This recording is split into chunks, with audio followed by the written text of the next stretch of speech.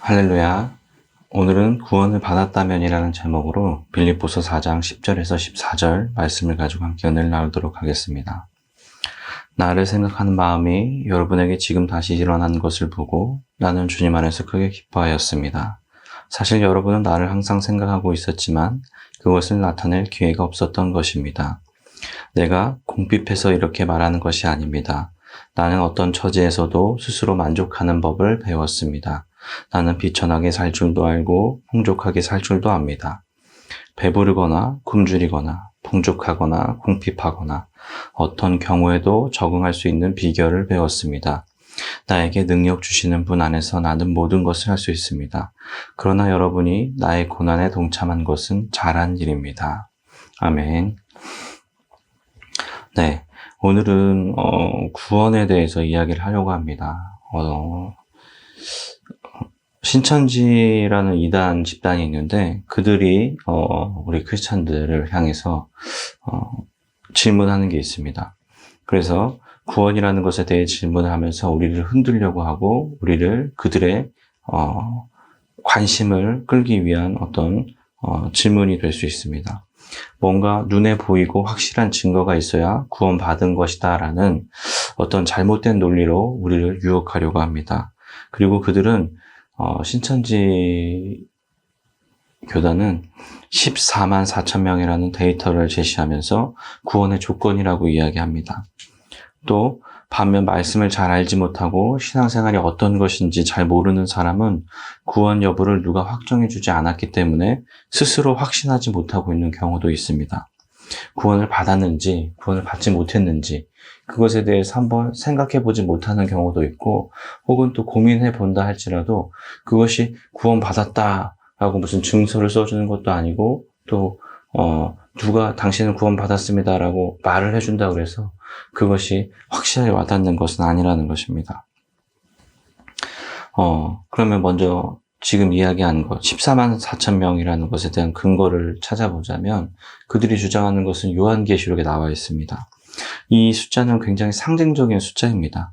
하나님께서 커트라인을 정해서 성적순으로 그렇게 나눠서 14만 4천 명 외에는 구원이 없다 이렇게 말씀하시는 분이 아니십니다.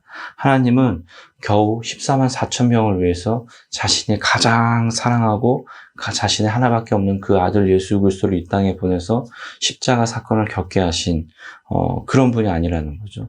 온 인류와 맞바꾸신 예수 그리스도 그분의 아버지 되시는 분이 하나님이신 것입니다. 하나님의 아들 되신 예수 그리스도가 인류를 대신해서 그 모든 것을 감당하시고 용서해 주시기로 하신 것이 십자가 사건인 것입니다. 신천지에서는 14만 4천 명에 들어가기 위해서는 신천지에서 시키는 교육을 받아야 하고 그들이 시키는 것들을 모두 이수해야 하고 또 그들이 원하는 것을 마음에 들기 위해서 노력해야 하고 점수를 따야 하고 시험 봐야 되는 그런 것이라면 이것은 기독교 교리와 전혀 관계가 없고 다른 종교인 것입니다. 여러분, 하나님이 세상을 창조하신 이후에 이 땅에 거쳐간 사람들은 얼마나 많을까요? 몇백억, 몇천억 명? 또 앞으로 오게 될 사람의 수는 또 얼마나 많을까요? 앞으로 태어날 우리의 후손들. 또 지금 지구상에 살고 있는 사람 수가 70억 명이라고 하는데 그 많은 사람 가운데 14만 4천 명 단 그들만 구원받는다는 것은 우리 하나님께서 보여주시고 증거해 주신 여러 가지들을 볼 때 있을 수 없는 일이라는 것입니다. 살았었던 또 살고 있는 또 앞으로 태어나 살아갈 그 수많은 사람들이 하나님을 믿고 구원에 이르러 하늘 보좌에 계신 하나님의 사랑 안에 그렇게 함께 거한다는 것을 여러분 믿으시길 바랍니다. 오늘 그들이 주장하는 말씀은 요한계시록 14장 3절입니다. 그들은 보좌와 생물과 그 장로들 앞에서 새 노래를 부르고 있었습니다. 땅에서 구원받은 14만 4천 명 밖에는 아무도 그 노래를 배울 수 없었습니다. 라고 얘기합니다. 요한계시록에서 이 14만 4천 명을 이야기했던 이유는 요한계시록에서 숫자가 많이 나오는데 우리가 흔히 알고 있는 악마의 숫자라고 하는 666이라고 있잖아요. 이것은 악마다 이런 의미를 얘기하는 것이 아니라 로마 지배에 순응하고 있는 사람들의 수를 이야기하는 것입니다. 666명이라는 사람들이 있는데 그들이 누구냐면 로마의 지배에 순응하고 그들의 체제에 맞춰서 따라가는 사람들. 혹은 또 666이 로마 황제를 뜻하기도 합니다. 왜 그러냐면 이스라엘 사람들은 그 알파벳 문자를 가지고 A는 1, 뭐 B는 2 이런 식으로 생각을 많이 하는데 그 로마 황제의 그 글자를 풀어봤을 때 666이라는 숫자가 나온다는 것입니다. 그래서 로마 황제를 뜻하기도 하고 로마 지배에 순응하지 않고 하나님의 꿈에 붙들려 살아가는 사람들의 수가 14만 4천 명이다 라고 반대의 이야기를 해준 것이거든요. 그러니까 이 14만 4천 명은 그냥 어떤 특정의 사람이 아니라 세상에는 그렇게 세상 문화를 따라가는 사람이 있지만 그거보다도 많은 하나님의 법을 따르는 사람들이 아직도 이만큼 있다라는 것을 보여주는 숫자인데 이 신천지에서는 그 숫자를 차용해서 그 숫자에 들어야지만 하나님을 제대로 믿고 구원을 받을 수 있다라고 이야기하는 것입니다. 요한계시록 13장 18절에 그 수는 어떤 사람을 가리키는데 그 수는 666명입니다. 라고 이야기하잖아요. 이것이 사실 기독교에서는 숫자, 당시 유대교 사람들은 숫자의 의미를 부여를 했다라는 거죠. 사실 이스라엘 공동체에서는 12라는 숫자를 가장 완전한 숫자라고 생각합니다. 이 숫자를 왜 가장 완전한 숫자라고 생각하냐면 이스라엘 사람들은 3이라는 숫자를 하나님이라는 하나님을 상징하는 숫자로 생각합니다. 삼위일체의 하나님. 그래서 3과 1 이런 숫자들은 하나님과 연관되어져 있는 숫자라는 거죠. 또 4라는 숫자는 세상과 연관되어져 있는 숫자입니다. 세상을 뜻하는 숫자인데 그래서 하나님을 의미하는 숫자 3과 세상을 의미하는 숫자 4를 더했을 때 7이라는 숫자가 나오잖아요. 이 7이라는 숫자는 럭키 7 들어보셨죠? 그래서 행운의 숫자 이렇게 인식하기도 합니다. 또 하나님의 숫자 3과 세상의 숫자 4를 곱해서 12가 나오는데 그래서 성경은 7 혹은 12라는 수가 굉장히 많이 등장한다는 거죠. 성을 7번 7일 동안 돌아라 뭐 이런 얘기들. 또 12제자, 12지파, 또 12정탐꾼 이런 것들을 보면 12라는 숫자를 굉장히 편안해하고 좋아하고 완전하다라고 생각한다는 거죠. 그래서 완전수 12 곱하기 또 완전수 12를 하니까 144가 나오는데요. 여기에 10의 3승을 곱합니다. 그게 14만 4천 명. 10의 3승이라는 것은 1000인데요. 12 곱하기 12 곱하기 1000을 했더니 14만 4천 명이 나온다는 거죠. 왜 그러냐면 요한계시록 21장 16절에 보면 하나님의 도성에 대해서 나옵니다. 그것은 하나님의 도성이라는 어떤 추상적인 장소가 있는데 가로, 세로, 높이가 똑같은 정입방면체가 나옵니다. 그래서 하나님의 도성을 상징하는 그것이 가로, 세로, 높이 10을 곱하면 1000이 나온다라는 거죠. 그래서 14만 4천 명이 나오는데 이 14만 4천 명은 무엇을 설명하려고 했냐면 그냥 완전한 수를 얘기하는 거예요. 하나님을 믿는 사람의 수가 그들이 생각할 수 있는 범위 안에서 완전한 숫자인 14만 4천 명을 상징한다는 거죠. 그러니까 충분히 많은 사람들을 상징하는 건데 신천지에서는 딱 그 숫자, 그 문자적으로만 해석해서 14만 4천 명에 들어야지만 구원을 받을 수 있다라고 주장하는 것입니다. 그러니까 우리가 생각할 때는 성경을 너무 문자적으로만 해석한 그런 오류가 아닐 수 없다는 거죠. 그러니까 하나님의 계획 속에서 일어날 구원의 완전성을 설명하기 위한 숫자이지 그것이 어떤 특정한 사람들을 제한하고 분류하고 나누는 그런 숫자가 아니라는 것을 여러분 기억했으면 좋겠습니다. 그래서 신천지를 만나도 그런 이야기에 현혹되지 않았으면 좋겠습니다. 다시 본론으로 들어와서 많은 사람들이 내가 구원을 받았는지 받지 못했는지 확신하지 못하고 있습니다. 어떤 종교적인 체험이 있는 게 아니라 막 어떤 사람은 막 죽을 병에 걸렸어요.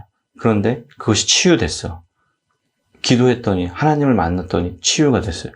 그랬더니 확실한 증거를 얻었어요. 아, 하나님이 나를 고쳐주셨구나.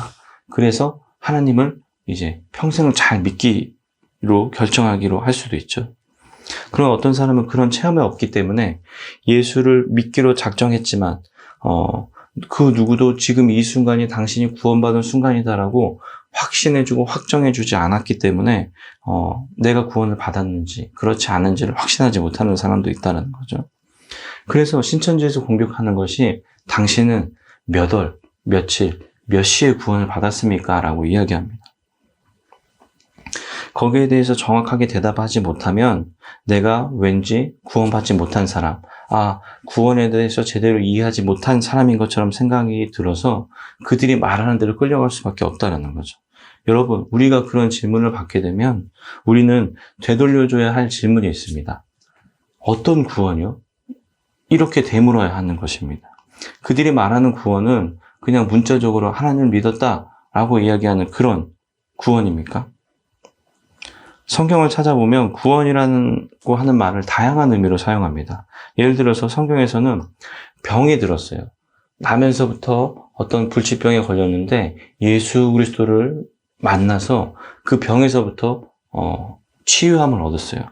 그런 것을 보고 구원을 받았다라고 얘기하는 경우도 있습니다. 또 엘리야의 경우를 보면 호렙산에서 정말 그 마음이 무너질 대로 무너져서 자포자기하는 심정일 때 하나님의 은혜로 회복되어졌습니다. 그리고 다시 용기를 얻어서 이방신들 앞에 당당히 설 수 있었던 것이죠. 그때도 엘리야는 구원을 받았다라고 표현합니다. 또 신약성경에 보면 탕자의 비유가 있습니다. 세상에 나가서 가진 것을 다 탕진하고 돌아온 그 탕자가 부모를 통해서 다시 회복되어지고 깨끗한 삶을 살게 되었을 때도 그가 구원을 받았다라고 이야기하는 것입니다. 이런 이야기들을 종합해보면 결국 우리에게 구원은 우리가 하나님의 생명 속에, 하나님의 다스림 속에 속해 있음을 나타내는 것이 구원받음이라는 거죠. 그러니까 세상에 있는 것이 아니라 하나님의 다스림 안에 우리가 들어올 때 우리는 구원을 받았다라고 표현할 수 있는 것입니다. 반지 이야기가 있습니다. 이 이야기를 한번 들려드리겠습니다. 사랑반지라는 반지가 있습니다. 절대반지와 같은 건데요. 아름다운 금반지입니다. 이 반지를 낀 사람은 하나님과 사람에게 사랑을 받는다라는 전설이 내려오고 있었습니다. 이 반지를 얻게 되면 하나님과 사람으로부터 그냥 무한한 사랑을 얻게 된다라고 전해진 반지가 있는데 어느 날 새 아들을 둔 아버지가 우연찮게 이 반지를 얻게 되었습니다. 그래서 또 그 아버지는 그 반지 때문인지 아니면 성품이 원래 그렇게 좋았는지 모르겠지만 그가 사는 날 동안에 하나님과 사람들로부터 많은 사랑을 받고 살았습니다. 평생을 잘 살다가 이 아버지가 여생을 마감할 때가 되어서 자신이 곧 세상을 떠나는데 이 세 아들 중 누구에게 반지를 줘야 할까를 고민했다라는 것입니다. 너무 다들 똑같이 아버지는 사랑하는 아들이고 모두가 잘 됐으면 좋겠고 사랑받았으면 좋겠기 때문에 아버지는 쉽게 누구에게 줄지를 결정하지 못하다가 긴 고민 끝에 아버지는 반지 세공사를 찾아가서 이 반지와 똑같은 반지를 2개 더 만들어 달라고 해서 세 아들들에게 똑같이 개인적으로 이 반지를 너에게 준다라고 이야기하면서 물려주게 됩니다. 이 아버지가 돌아가시고 나서 아들들은 갑자기 혼란해졌습니다. 왜냐하면 이 반지가 아버지가 자신에게만 준 줄 알았거든요. 근데 보니까 형에게도 있고 동생에게도 있고 도대체 어떤 게 진짜인지 이 형제들은 혼란스러워졌다는 것입니다. 그래서 이 형제들은 서로 자신의 것이 진짜고 다른 형제들의 것은 가짜라고 생각을 했습니다. 결국 재판관을 찾아가서 어떤 것이 진짜인지 가려달라고 요청하게 됩니다. 그러나 그 재판관도 반지가 너무 똑같이 생겨서 어떤 것이 진짜인지를 구별할 수가 없었다는 거죠. 고민하던 재판관이 고민하다가 결국 해답을 찾았습니다. 이 반지를 소유한 사람은 하나님의 사랑과 또 사람들의 사랑을 받는다고 했으니 누가 진짜 반지를 가지고 있는지는 당신들의 삶을 보면 알 수 있습니다. 그래서 당신들의 반지가 진짜라고 생각한다면 당신들의 삶으로 증명하라라는 판결을 내렸다라는 것입니다. 저는 이 이야기가 굉장히 중요하다고 생각합니다. 반지가 구원이라고 생각하고 반지를 받은 아들이 우리들이라고 생각해 보면 결국 구원을 받은 사람은 구원을 베푼 하나님이 그것을 통해 원하시는 것을 이루고 살아내야만 하는 것입니다. 자기가 구원받았다고 말하면서 놀부같이 심술궂고 사납고 욕심 많고 이기적이고 상처를 주는 사람이 너무 많습니다. 그러나 사람이 구원을 받았다라고 한다면 적어도 커져가는 생명의 등불을 살리는 그런 사람이 되고 단단하고 굳어진 마음을 사랑으로 녹여서 서로 하나 되게 하고 서로 사랑하게 만드는 또 하나님을 사랑하는 만큼 이웃에게 사랑을 나눠줄 수 있는 그런 사람이라면 내가 구원받은 사람이구나라고 확신해도 된다라고 생각합니다.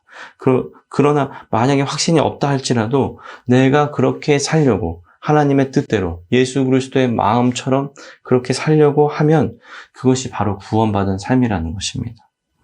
내가 삶을 통해서 하나님께 속한 사람이고 구원받은 사람임을 입증해 보이는 수밖에 없다는 것입니다.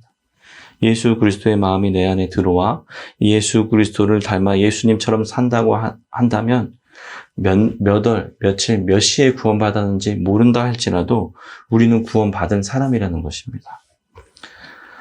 제가 예전에 20대 때 일하던 곳이 있는데 그곳의 사장님이 교회 권사님이셨어요. 그리고 사모님은 부인은 교회 집사님이셨는데 그곳에서 일하는 직원분이 있었어요. 그분은 교회를 안 나가신다고 하길래 제가 일하면서 틈틈이 그분을 섬기면서 그분에게 교회를 같이 나가시는 게 어떻겠냐, 예수를 믿으셔야 되지 않겠냐 이렇게 얘기했더니 그분이 고백한 게 있어요.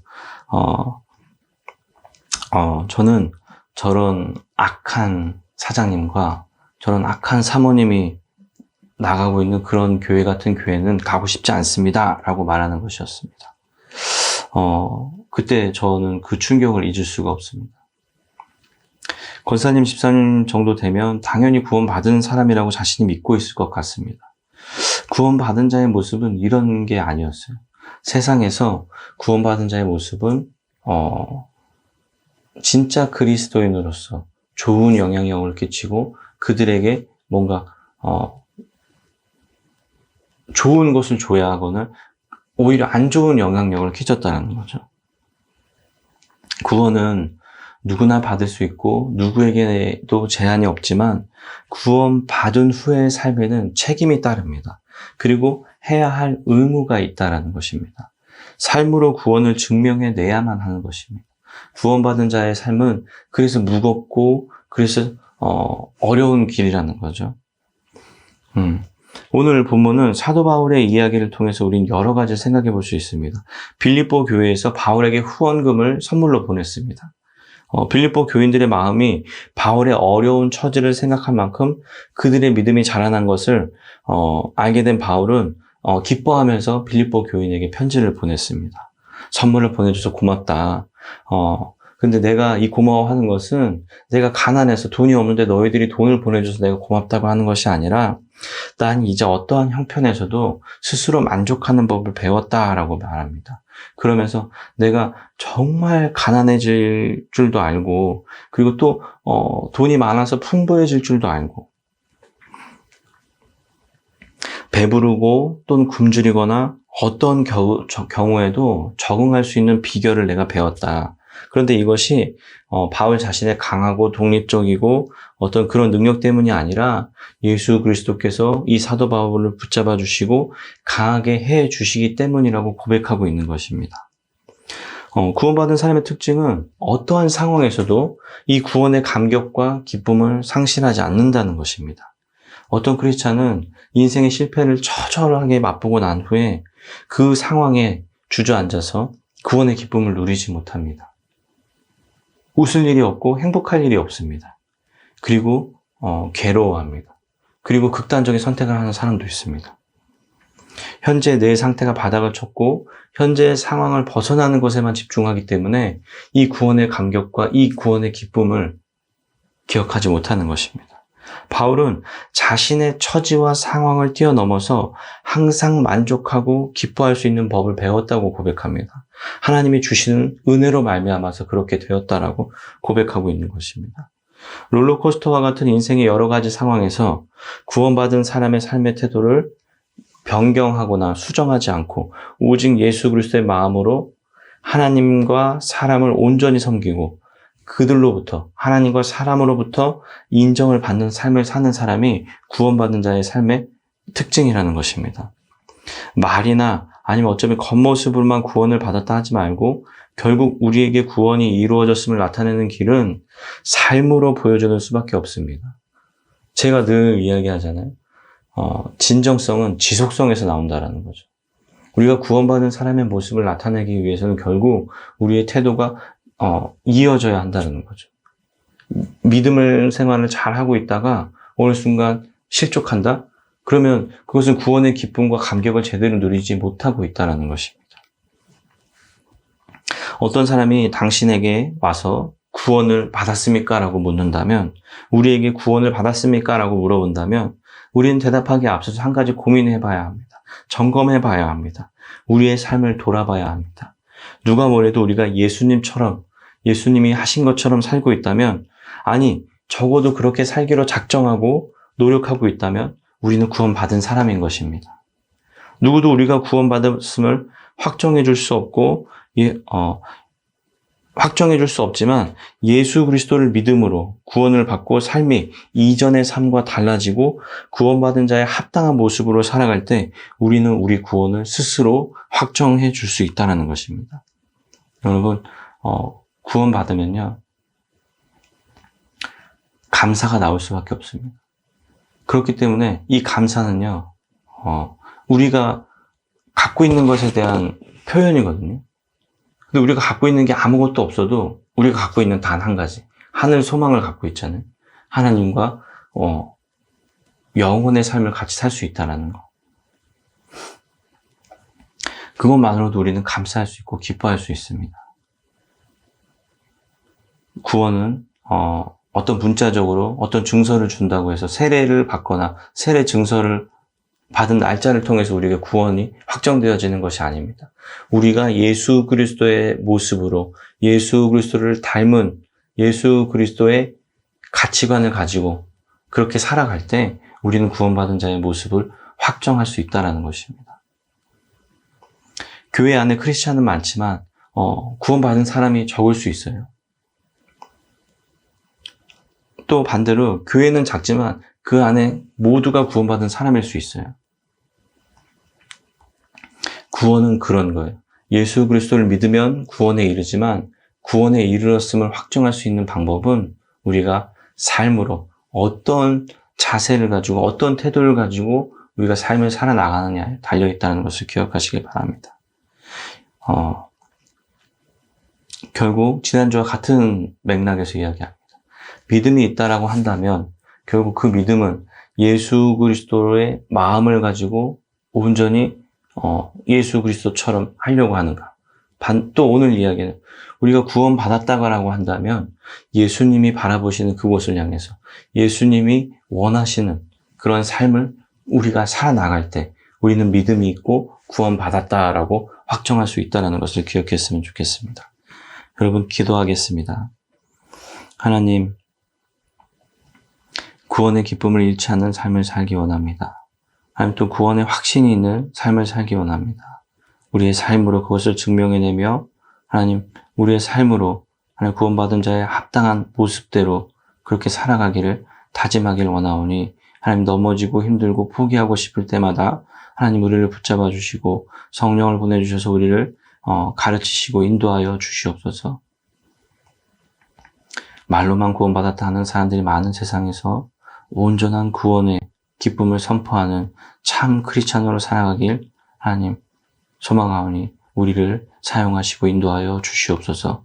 거룩하신 예수 그리스도의 이름으로 기도드립니다. 아멘. 오늘 이 시간 인간을 사랑하시되 자기 몸을 버리면서까지 용서하심으로 사랑을 증명하신 예수 그리스도의 은혜와 자신의 아들과 모든 인간을 동등하게 생각하시고 똑같이 사랑하신 하나님 아버지의 사랑하심과 우리를 늘 보호하시고 늘 인도하시고 늘 가르치시는 성령님의 따뜻함이 오늘 말씀 속에서 사도 바울의 모습처럼 어떠한 환경 속에서 흔들리지 않고 하나님 그 구원의 기쁨과 감격을 잃지 않는 그런 성도들이 되기를 간절히 축복하고 축원하옵나이다. 아멘.